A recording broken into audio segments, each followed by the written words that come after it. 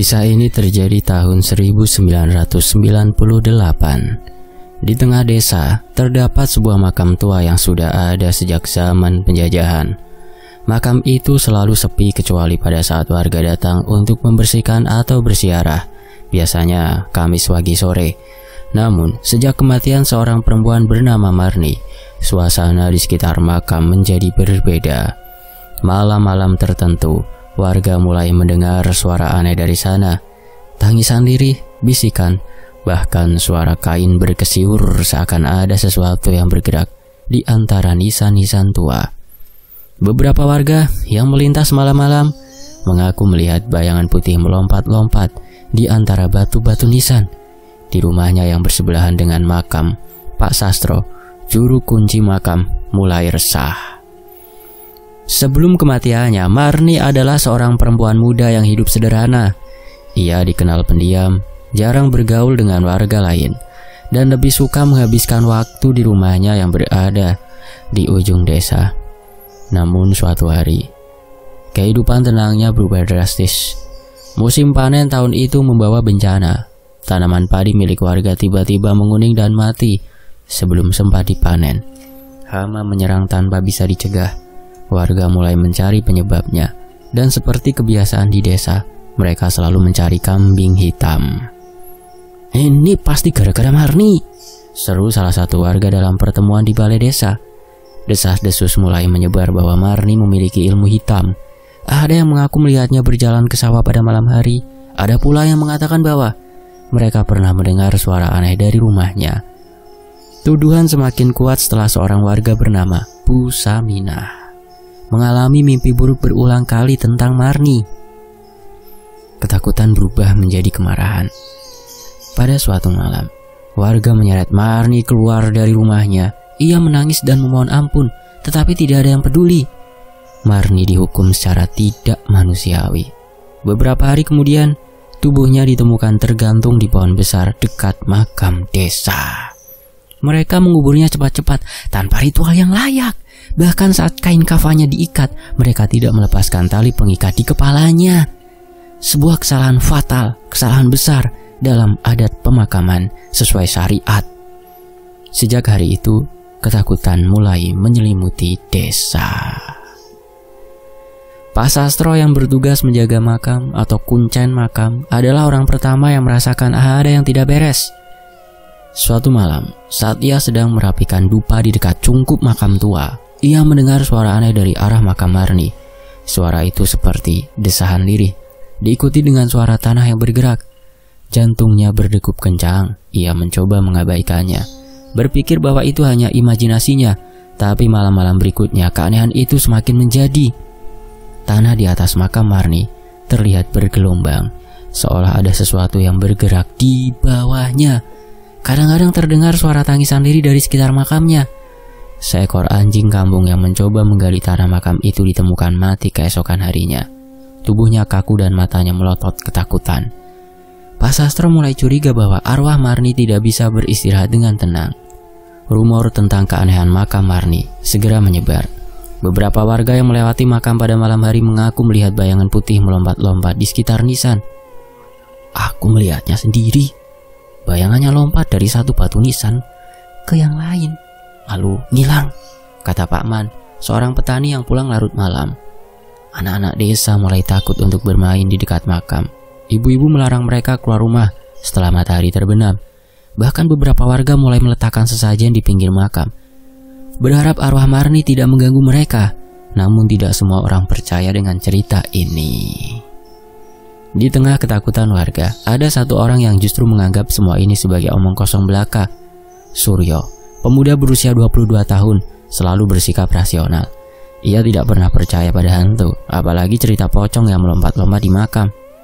"Ah, ini pasti cuma sugesti kalian saja," katanya sambil tertawa saat mendengar warga bercerita tentang penampakan pocong Marni.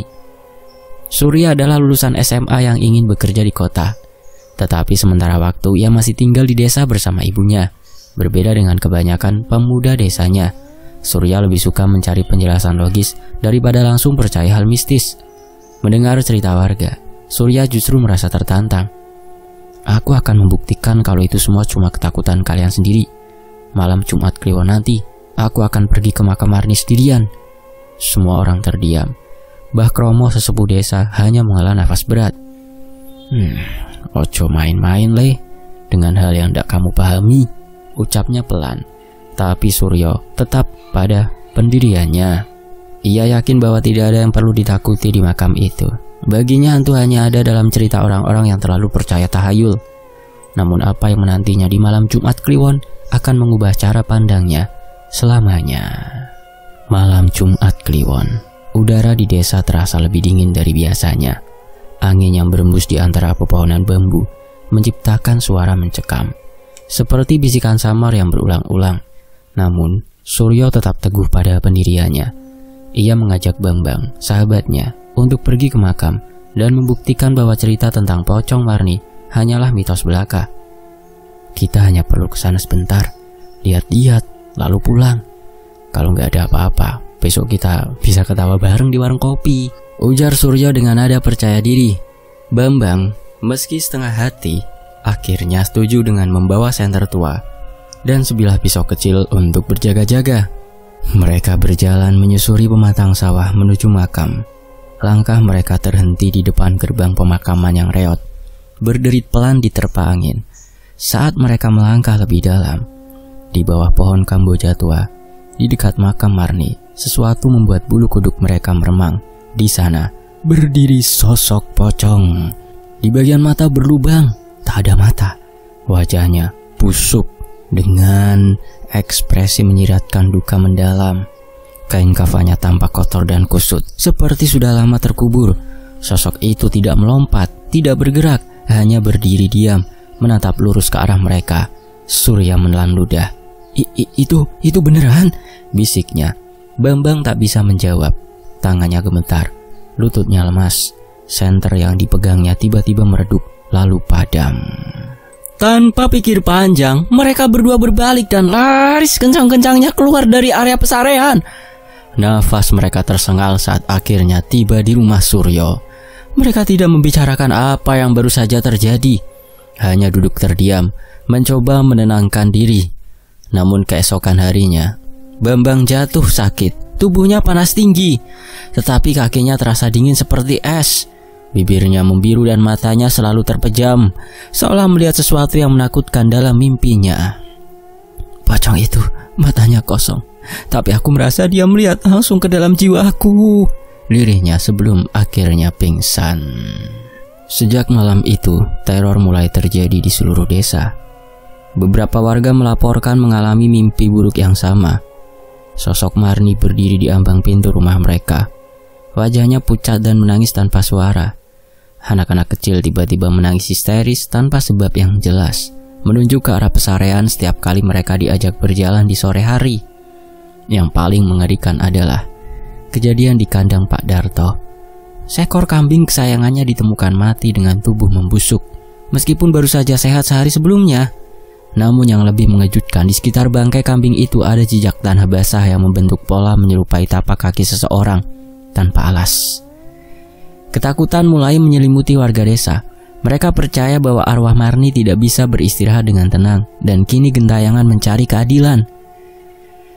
Malam itu, di beranda rumah Mbah Kromo, beberapa warga berkumpul. Wajah mereka penuh kekhawatiran. Surya juga ada di sana, duduk di samping Pak Sastro, juru kunci makam yang sejak awal terlihat gelisah. "Marni meninggal dengan cara yang tidak wajar." Mbah Kromo mulai berbicara. "Ia dituduh sebagai penyebab gagal panen, dihujat oleh warga, lalu meninggal dalam keadaan yang mengenaskan. Tapi ada satu hal yang lebih buruk." Pak Sastro menghela nafas panjang, tangannya gemetar. Saat pemakamannya, kain kafannya tidak dibuka dengan sempurna. Katanya itu loh. Semua orang terdiam, mata Surya membelalak. Itu berarti arwahnya tidak bisa pergi?" tanyanya. Mbah Kromo mengangguk. Jika seseorang dikubur dengan kain kafan yang masih terikat, rohnya bisa terperangkap. Dia akan gentayangan, terombang-ambing antara dunia ini dan alam kematian. Surya mengepalkan tangan. Ia harus menemukan cara untuk menyelesaikan masalah ini. Namun pertanyaannya adalah, apakah ia sudah siap menghadapi sesuatu yang lebih dari sekedar mitos? Setelah mendengar penjelasan Mbah Kromo dan Pak Sastro tentang kain kafan Marni yang masih terikat, Suryo merasa ada sesuatu yang janggal. Ia tidak bisa menerima begitu saja bahwa Marni menjadi pocong hanya karena kesalahan dalam proses pemakaman. Ia yakin ada lebih dari sekedar cerita mistis di balik kematian perempuan itu. Keesokan paginya, Suryo memutuskan untuk menyelidiki lebih dalam tentang siapa sebenarnya Marni. Ia mulai bertanya kepada warga-warga sepuh yang mengenal Marni saat masih hidup. Ia pertama-tama menemui Mbok Rantem, seorang nenek berusia lebih dari 70 tahun yang dulu sering berinteraksi dengan Marni. Sambil menyuapkan sirih ke mulutnya, Mbok Rantem menghela nafas panjang sebelum bercerita. Marni itu anak baik, Suryo. Dia gak pernah neko-neko. Sejak kecil dia rajin membantu ibunya yang jualan di pasar. Orangnya ramah, tidak sombong, apalagi sampai punya niat jahat, kata Mbok Rantem dengan suara bergetar. Surya mengernyitkan dahi. Lalu kenapa orang-orang bilang dia penyebab sial, pembawa sial untuk desa ini? Kenapa tiba-tiba dia jadi bahan fitnah? Mbok Rantem menatap Suryo dengan mata yang dipenuhi kesedihan. Itu gara-gara musim panen yang gagal saja. Banyak sawah kena hama, padahal sebelumnya subur. Lalu ada orang-orang yang mulai menyalahkan Marni. Katanya setiap orang yang ketemu Marni sebelum ke sawah, tanamannya pasti rusak. Surya merasa ada yang tidak beres. Tapi itu kan cuma kebetulan kan, Mbok? Kenapa orang-orang percaya begitu saja? Mbok Rantem terdiam sesaat sebelum berbisik. Karena ada yang memanaskan keadaan, Suryo. Ada orang yang sengaja menjadikan Marni kambing hitam. Suryo mulai curiga, tapi ia masih belum tahu siapa dalang di balik semua ini. Ia kemudian menemui Pak Karmin, seseorang petani tua yang dulu cukup dekat dengan keluarga Marni. Pak Karmin mengingat dengan jelas bagaimana semuanya dimulai. Awalnya cuma desas-desus, siji loro wong, 1-2 orang ngomongin Marni. Terus yang lain melu-melu, ikut-ikutan. Tapi yang paling sering menyebarkan fitnah itu yo si Parjo, ucap Pak Karmin sambil meludah ke tanah. Suryo mengingat nama itu. Pak Parjo adalah salah satu orang yang dulu ikut menuduh Marni dan meminta agar dia diusir dari desa. Entah motifnya apa. Apakah si Parjo ini melamar Marni dan ditolak mentah-mentah, atau ada motif lain? Tapi Suryo, lanjut Pak Karmin dengan nada lirih, aku selalu merasa ini ada hubungannya sama Pak Lurah Samin. Mendengar nama itu, Suryo langsung terdiam. Sore harinya desa kembali dikembarkan oleh sebuah kejadian mengerikan. Pak Parjo ditemukan tewas di dalam rumahnya dengan kondisi yang tak wajar. Matanya melotot seolah melihat sesuatu yang sangat menakutkan sebelum menghembuskan nafas terakhir. Tubuhnya kaku dengan wajah ketakutan yang sulit dijelaskan. Warga yang pertama menemukan jasadnya, yaitu istrinya sendiri, mengatakan bahwa sebelum meninggal Pak Parjo sempat menggumamkan sebuah nama, Pak Lurah Samin. Suryo semakin yakin bahwa ada sesuatu yang disembunyikan oleh lurah desa itu. Namun, sebelum ia bisa menyusun rencana untuk mencari tahu lebih lanjut, kabar kematian Pak Parjo menyebar luas dan membuat warga semakin ketakutan. Setelah kematian Pak Parjo, warga mulai mengalami gangguan yang lebih menyeramkan. Beberapa orang mengaku melihat bayangan putih berkeliaran di sekitar rumah mereka saat malam tiba. Ada yang mendengar suara perempuan menangis di luar jendela. Dan yang lebih parah, beberapa anak kecil jatuh sakit setelah bermimpi didatangi sosok Marni. Ketakutan mulai mencapai puncaknya. Para warga akhirnya meminta Mbah Kromo untuk melakukan ritual pengusiran. Mereka berharap dengan cara itu, arwah Marni bisa pergi dan tidak lagi meneror mereka. Namun, pada malam sebelum ritual itu dilakukan, Suryo dan Pak Sastro mengalami kejadian yang membuat darah mereka membeku. Mereka berdua secara tak sengaja melihat pocong Marni berdiri di depan rumah Pak Lurah Samin. Sosok itu tidak bergerak, hanya berdiri diam sambil menghadap ke rumah lurah dengan kepala sedikit menunduk. "Sampean lihat itu, Pak?" Suara Suryo hampir berbisik. Pak Sastro mengangguk, wajahnya pucat pasi. Iya, dia seolah menuntut sesuatu. Suryo mulai menyadari satu hal. Pocong Marni bukan sekedar arwah penasaran, dia ingin menyampaikan sesuatu. Dan semua petunjuk mengarah pada satu orang, Pak Lurah Samin. Malam itu, suasana di makam Marni begitu mencekam. Angin bertiup kencang, membuat ranting-ranting pohon kamboja bergesekan satu sama lain, menghasilkan suara yang menyesakkan dada. Di tengah kegelapan, beberapa warga berkumpul dengan wajah tegang, menunggu ritual yang akan dilakukan Mbah Kromo. Suryo berdiri di sisi Mbah Kromo. Matanya tak lepas dari makam Marni yang terlihat sedikit berlumut. Sejak kejadian pocong yang berdiri di depan rumah Pak Lurah Samin, warga semakin yakin bahwa Marni benar-benar arwah penasaran yang ingin menuntut keadilan. Mbah Kromo mulai menyiapkan sesaji, kemenyan, bunga 7 rupa, dan segelas air putih yang telah dibacakan doa-doa khusus. Ia duduk bersila di depan makam, kemudian menutup mata sambil merapalkan mantra dalam bahasa Jawa kuno. Asap kemenyan membumbung ke langit, menyebarkan aroma khas yang menenangkan, sekaligus menambah aura mistis di sekitar. Beberapa menit kemudian, angin yang tadinya hanya berhembus pelan mendadak berhenti. Suasana menjadi begitu hening hingga suara detak jantung Suryo terdengar jelas di telinganya. Tiba-tiba, terdengar isak tangis dari balik makam. Tangis itu lirih, menyayat hati seperti seseorang yang menanggung kesedihan mendalam. Kemudian perlahan, kabut tipis mulai berkumpul di atas makam. Dari dalam kabut itu, samar-samar muncul sosok perempuan dengan wajah pucat, mengenakan kain kafan yang masih terikat. Itu adalah Marni. Tubuh Surya merinding, begitu juga dengan warga lainnya. Mereka ingin lari, tapi kaki mereka seakan tertanam ke tanah. Mbah Kromo tetap tenang.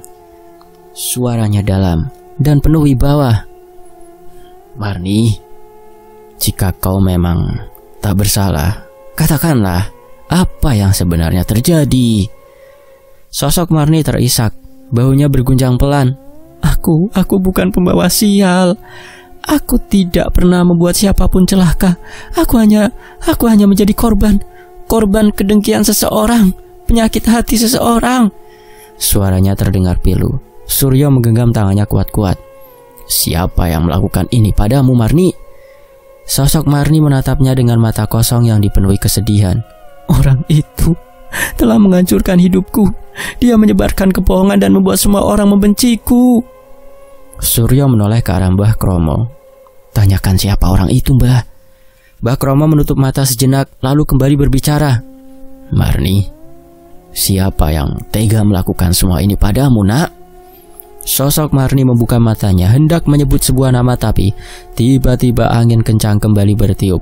Api dari obor yang dipegang warga mendadak berkedip-kedip, hampir padam. Sosok Marni bergetar hebat lalu menghilang begitu saja, meninggalkan aroma bunga kamboja yang tajam dan meninggalkan sebuah nama yang menjadi misteri. Warga mulai panik. Ritual yang hampir saja mengungkap kebenaran justru terputus dengan cara yang tak terduga. Namun dalam keheningan yang tersisa, suara Mbah Kromo terdengar berat. Aku sudah tahu siapa orangnya. Semua mata tertuju padanya. Pak Sastro yang sejak awal hanya diam dan tampak gelisah tiba-tiba menggigil hebat. Keringat membasahi wajahnya, meski udara malam begitu dingin. Suryo menatapnya tajam. Pak Sastro, ada yang ingin sampean katakan, Pak? Pak Sastro menggelengkan kepala dengan wajah penuh ketakutan. Aku tidak tahu apa-apa. Mbah Kromo menatapnya dengan mata tajam, seakan bisa melihat langsung ke dalam hatinya. Jangan bohong, Pak Sastro. Kau tahu siapa dalang di balik semua ini, bukan? Tubuh Pak Sastro semakin bergetar. Tiba-tiba ia berlutut di tanah dan menangis histeris. Ampuni aku. Aku tak tahan lagi menyimpan rahasia ini. Ampun, jeritnya. Suryo dan warga semakin tegang. Katakan, Pak Sastro, siapa yang melakukan ini? Pak Sastro menarik nafas panjang sebelum akhirnya mengaku. Itu ulah dari Pak Lurah Samin. Dialah yang pertama memfitnah Marni. Warga terperanjat.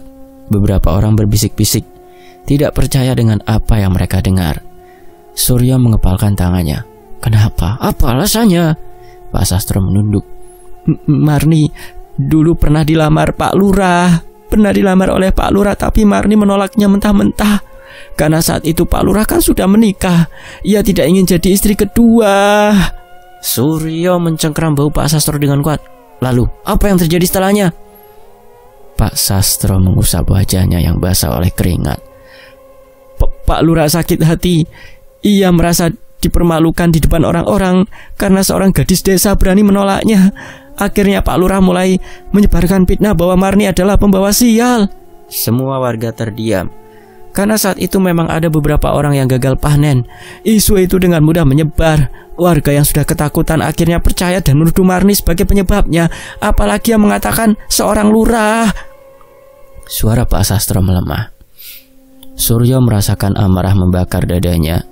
Seorang gadis baik-baik telah dijadikan korban hanya karena nafsu seorang pria yang merasa dihina.